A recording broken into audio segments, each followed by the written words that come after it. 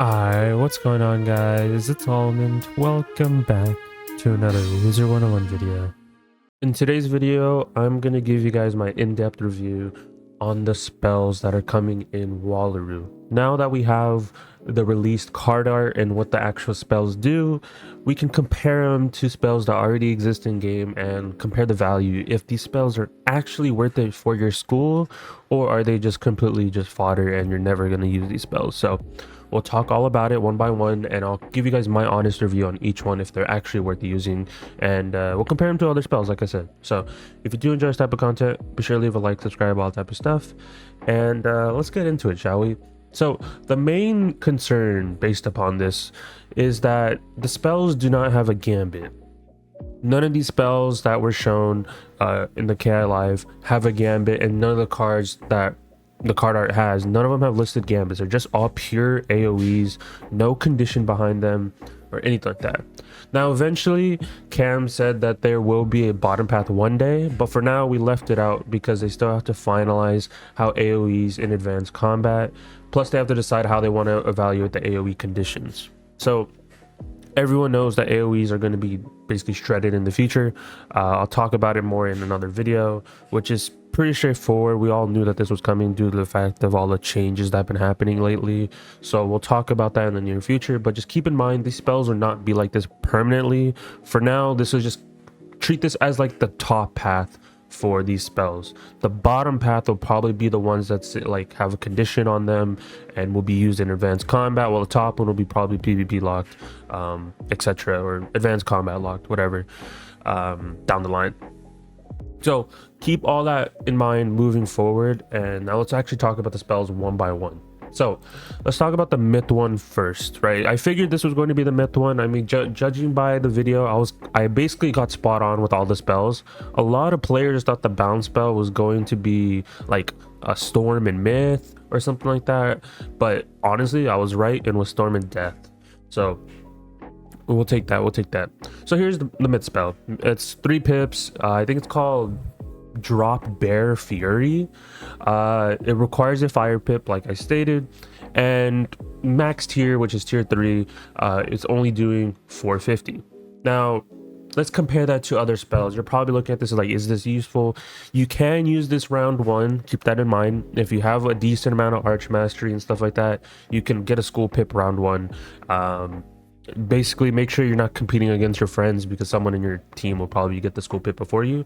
But if you're like just doing your own thing, you have your own arch mastery stat and you're chilling, you're the highest one in your team, this spell is actually good. Like if we compare it to other spells that do exist in the game, another 4 pip AoE that does exist technically is Humongo Frog. Humongo Frog max tier 5 is only doing 300 to 340. Drop Bear Fury is doing 450 off the rip, and you can use this round 1. And keep in mind, when you enchant this, it's gonna go crazy, right? But we can even compare it to the Dragoon Myth Amulet, right? If someone is actually using the Dragoon Myth Amulet, let me pull it up on my other monitor. Now I am gonna use that as comparison for some of these. Now the Dragoon Myth Amulet, the Basilisk does 645, right? Now if you enchant Drop Bear Fury, you're going to do like 750. So outright it just beats the Dragoon Amulet. So technically this is the best AoE for myth at the moment, round 1. Damage wise it excels, everything like that. So highly recommend you use this for myth if you are just doing casual play and you're questing or whatever. This is basically going to be your new favorite spell for turn 1 essentially. So there's the myth spell. I have no caveats other than it just doesn't have conditions, but I kind of already talked about that in the beginning of the video. So let's move on with the next spell, shall we? So the next spell is the death one. Death one is going to require an ice pip. It doesn't have a drain or anything like that. No conditional, of course, and the max tier does 425. Now let's compare it to the other spells Death has access to. So Death has access to Ship of Fools. Now you could make an argument with Ship of Fools, saying that it is technically a bit better, right? Even though Ship of Fools max tier is only doing 330, you could make the argument saying, hey, I do get a drain back. I am getting 50% of my HP back. So Ship of Fools is still good, but if you care about pure damage, and that's something that's really up your alley, then the new death spell, the what you call it, frenzy, is going to be better, right? It's just outright better. And now another spell we can compare it to is Deer Knight, because Deer Knight is accessible to what's it called, death as well. Now Deer Knight had some special cases due to the fact that it has a dot and it also has the weakness on the bottom path. So now this changes it up a lot. Deer Knight bottom path had a really specific basically tech behind it. You can use it in Don Manzana in 1 round, and the whole reason behind it is because it has a school pip now. But this new spell that they're introducing for death is legit just better than bottom path Deer Knight. Of course it has the weakness condition on Deer Knight, but if you're just going for the one shot on like some of these bosses, you don't need that bottom path condition of just having that weakness. So if we're just going outright damage, frenzy is just going to be better. There's no doubt without it. Now if you're using top path Deer Knight, the one with the dot, now the issue is with the dot is whenever you enchant Deer Knight, it splits the enchant in half, and half of it goes to the main attack and half of it goes to the dot. So if you think about it, in reality, the top path is good if you are doing Deer Knight Incendiate. But who is doing Deer Knight Incendiate? I have no clue. And it's really just not worth it. So basically this new spell, I just power crept Deer Knight. Deer Knight just doesn't have as much usage. If you're like, of course if you're not max level and you don't have access to frenzy, you're gonna use Deer Knight, you're going to use Ship of Fools, but frenzy is just outright better.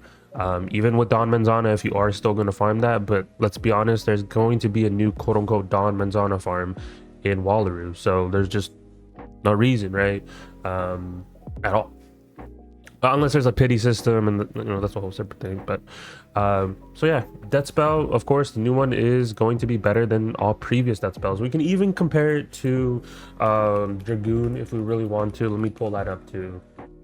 If we really want to compare damage, because I know some people are going to want to compare these to Dragoon. Avenging Fossil, the 4-pip one, does 620.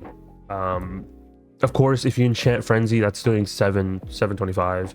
It's outright just better, and you it frees up an amulet slot if you are using that Dragoon amulet. So there's, at the moment, there's like, we're slowly not needing to use Dragoon amulets. Now let's move over to the life spell, shall we? So the life spell that is coming into play, Zan the Bandit. Max tier is doing 420. Of course, I'm not going to compare the previous tiers due to the fact that these max tiers should be easy to farm, because, you know, they're from a world. I don't expect them to be like stupid hard to get. The only comparison I really have is Ratspin. Ratspin was used quite a lot for life, especially for questing. So many people were using this non-stop while questing, because that was their only AoE. You could use pet AoEs, but you know, the only issue is that you couldn't enchant those. We can even compare this to, like I said, to the Dragoon amulet. Dragoon amulet's only doing 600 through 640. Zan the Bandit, if you enchant that, it's doing 720 base. So like I said, this is going to be the new life AoE as well. And Ratspin, even though it's 1 less pip, doesn't matter. Round 1, you're going to have 5 pips. Of course, this all gets negated if you don't get that school pip round 1. Of course, that's something that you do have to keep in mind. So if you are doing strats with like other players, and you are trying to go for the AoE round 1, keep that in mind. If you don't get your school pip, doesn't matter. You're kind of chalked regardless. So of course, life has its new best AoE for round 1, Zan the Bandit. Move on to the next one. Now Storm has a new AoE that is just better. They finally power crept Tempest after so long.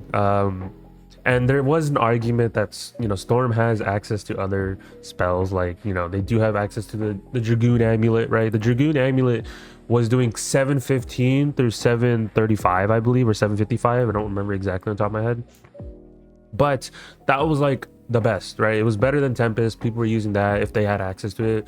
But the only issues with the Dragoon amulet is you don't get access to the Darkmoor amulet, which gives you Pierce. So you had to give off that trade-off.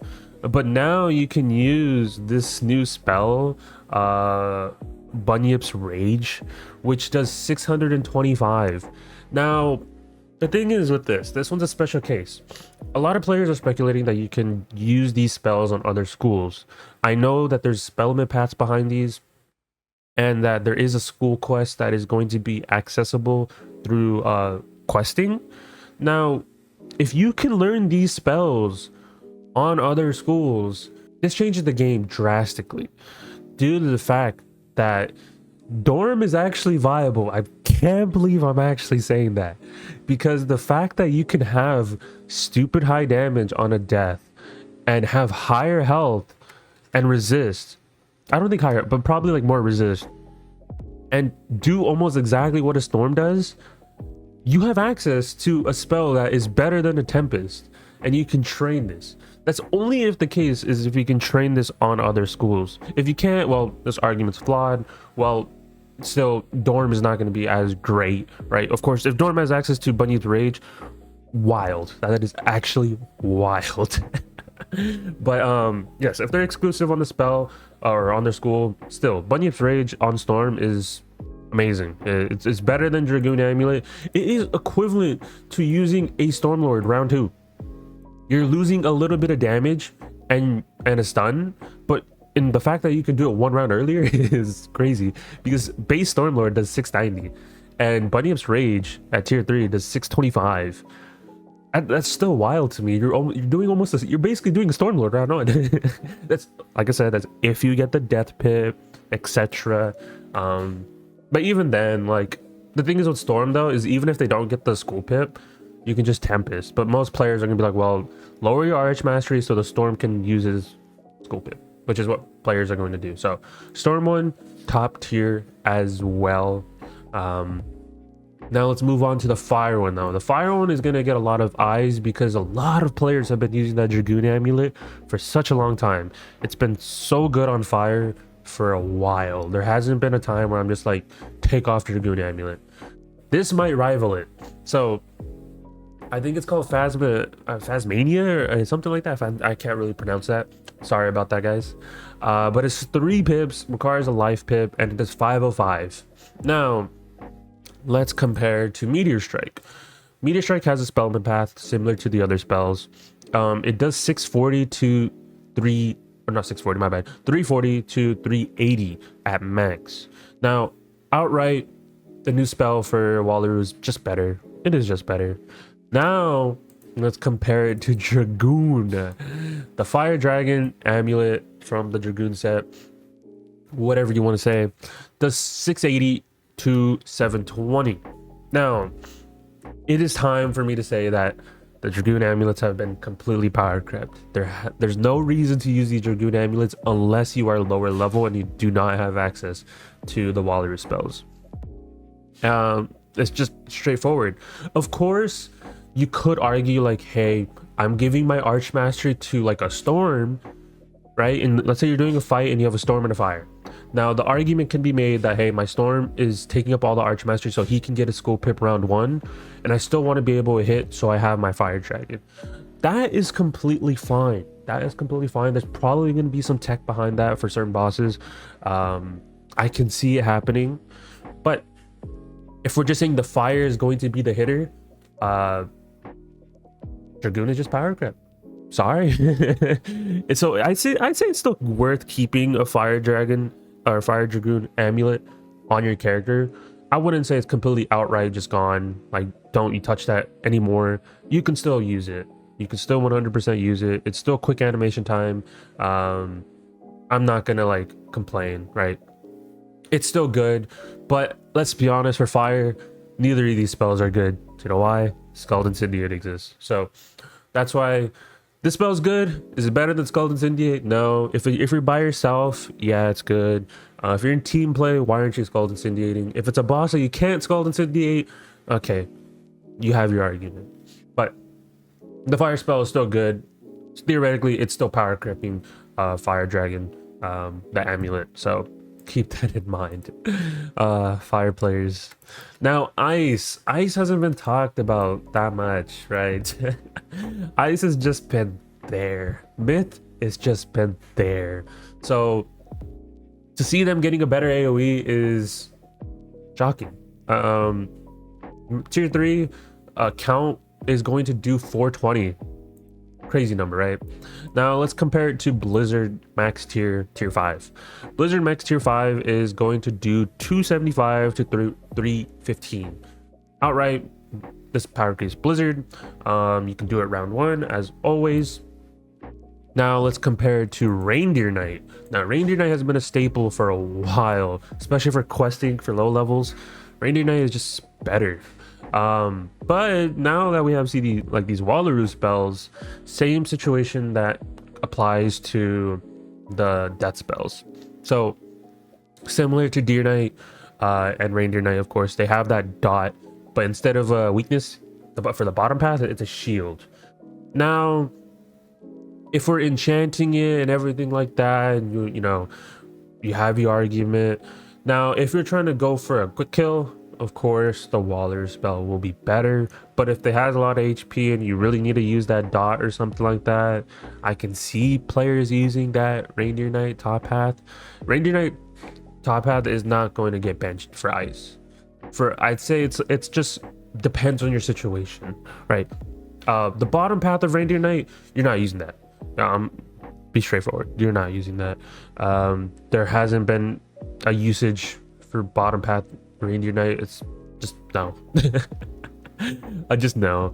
Honestly, they should probably change up one of these. They should probably just make a straight no condition path for Reindeer Knight. But then the issue is then that just matches the Nova spell, just a lower tier version. So you can argue top path Reindeer Knight is better than the Nova spell, or not the Nova spell. I keep saying Novus. Wallaru spell. It just depends. Like I said, it really just depends. If a good shield breaker and you want to do a dot as well, top path is still good in regular PvE. There's arguments that could be made here, but with the one I prefer, of course, I'm going to say the Wallaru spell, right? But who's hitting on a nice? I'm just being honest here. Who's hitting on a nice? No offense to any of the ice players, but yeah, the Frost Giant's not getting revamped anytime soon. That stun isn't going away, so you guys can get more damage. But hey, this spell enchanted is almost equivalent to it's still good regardless. That these Wallaru spells are cracked. Now we move on to the balance one. This is the controversial one that a lot of players have been talking about, or at least I've seen within the couple reactions within the community. The balance spell. Now I was correct, it does use a death and storm pip. Just by judging by seeing the animation, you can see a little hints of it being death and storm. It's pretty obvious. The storm one's obvious, but the pip for the second pip, whether it be death or myth, it was kind of tough for most players. But this spell. Now it's doing 485 for essentially 2 school pips and 1 regular pip. Now, issue is this spell's not good. Crazy to think about, right? Reason being is you have to have 2 school pips. This is the one issue Balance had with its previous spell, which was the pyramid spell. I always call it the pyramid spell, the one that you get in Novus, right? That one was good on release. It was busted on release, right? Like you were getting a pip back just for having higher HP. Busted. But this one doesn't have a conditional, and it is doing 485. Yes, it is better than Sandstorm. Max tier, of course, right? But the thing is, Sandstorm you can do round 1. You can't do Rainbow Serpent round 1 because it requires 2 school pips. So even if you had the highest Arch Mastery in your team, you aren't going to be able to cast this spell till round 2 at most. It's literally impossible to cast this round 1. Unless there's a feature down the line where you can change one of your wands to like a specific school pip. I can see that happening down the line, don't get me wrong, but at the moment there is no tech behind this. Sorry. Balance, you got kind of shafted. Honestly, just Sandstorm is just better round 1. I mean, you're losing damage, but at least you can cast it round 1. You can do an AoE with your team. Just Rainbow Serpent's just there. Of course, round 2, even then, like if we're comparing it to like, let's bring up the Dragoon Balance Amulet, right? Even the Dragoon Balance Amulet's better if you are going to use an AoE round 1. Yeah, honestly, if you're using an AoE round 1, you should have the Dragoon balance. I think this is the only school that still would want a Dragoon Amulet, I guess, right? Just so you can have access to an AoE round 1. Because Sandstorm still does a little bit less Enchanted, and Chimera just does better on the Amulet. Just no doubt without it. If you're trying to do it round 1. Now, of course, we can compare it to other stuff. Like if we compare the 7-pip AoE for balance, we can sure do that too, because I know that there's an argument behind that. So now if we look at oops, I'm just like trying to like look for the spell. Power Nova does 665. Now of course, if we're comparing round 2 Rainbow Serpent versus round 2 Power Nova, because of course you can't use these spells round 1. Now of course Power Nova is just better. You don't have to do the school pip thing where you have to swap between 2 school pips. Power Nova is just outright better, does 665. And yeah, Rainbow Serpent is just useless. I'm sorry. The Dragoon, I would say use a Dragoon Amulet more than anything, right? If you really want to have an access to turn 1 AoE, Dragoon Amulet. If you don't want to use a Dragoon Amulet, you're probably going to be playing like a balance support or doing like Skull and Syndicate or something like that. Other than that, if you don't want to use Dragoon Amulet, you wait 1 round. You can use Power Nova instead of Rainbow Serpent. Definitely, I think they should change the balance spell a little bit. Maybe I really think the conditionals would just save half of these spells, but I still think that balance spell should be reevaluated a little bit, because every other spell for all the other schools are better. The balance one is the only one that's shafted. Sandstorm is better round 1. Dragoon Amulet is better round 1. In round 2, why use Rainbow Serpent when Power Nova exists? That's just my argument. So those are the spells. Basically, overall, you guys kind of got a gist of me talking about each spell and, you know, what alternate things that you can do. But Fire Dragoon Amulet is still useful. It's not completely power crept, because there is situations where you can still use it. Of course, like if you're giving your Arch Mastery to somebody else, so they can have it round 1, of course I still see it being viable, like a Storm using their spell and then a Fire using a Dragoon Amulet, because they don't have access to the Arch Mastery round 1. It's very feasible. So just keep this all within like a bubble, because the fact that we don't know what exactly is going to happen with all the gear that's coming to Wallaru. Jewel audits are coming around the corner. Gear audits. There's so many like things that are going to be happening in Wallaru that it's just too early to say with dual schooling and everything like that. Of course, I'll make videos regarding dual schooling if you guys want to, but if the case is that you can learn that Storm spell on a death, 100% Dorm is viable. I will say this right now, unless the Jewel audit says otherwise and, you know, the damage and everything is like lacking on Dorm, but still Dorm is still pretty viable, not gonna lie. Liar, on the other hand, it exists. It's possible now. Yeah, it's better. It's 100% better. So yeah, that is it for me. Hopefully you guys enjoyed me breaking down all the spells and give you guys my complete opinion on each one for PvE. I know players are going to give their own opinion about it, but now you guys have a full in-depth of which ones you should probably use moving forward. So hope you guys enjoyed. Be sure to leave a like, subscribe, all that type of stuff. Let me know your guys' opinion on these spells down below. Will you be using them? Do you prefer the other spells? Let me know, and I'll talk to you guys in the next one. Peace out, guys.